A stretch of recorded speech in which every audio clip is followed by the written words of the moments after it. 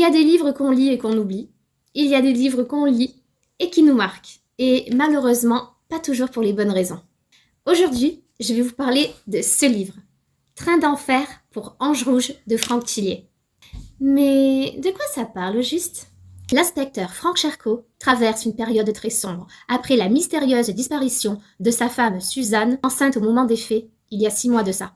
Après la découverte d'une scène de crime particulièrement macabre, il fait appel à son ami Thomas Serpetti, expert en informatique, pour l'aider à infiltrer le milieu du SM sur le Darknet.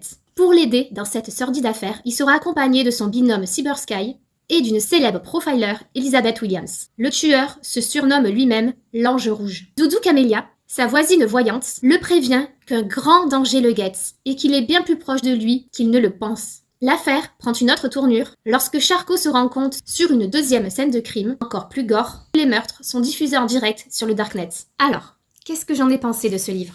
Eh bien, à vrai dire, c'est bien la première fois que j'accroche si peu à un livre. La première scène, bien gore, suivie de la scène d'autopsie encore plus gore, m'a déjà bien refroidi. L'immersion dans le milieu SM extrême m'a perdu, et le sort réservé aux personnages secondaires m'a laissé un goût amer. J'ai trouvé ce livre dérangeant et hyper sombre. Dommage, car Franck Charcot est un flic des plus attachants.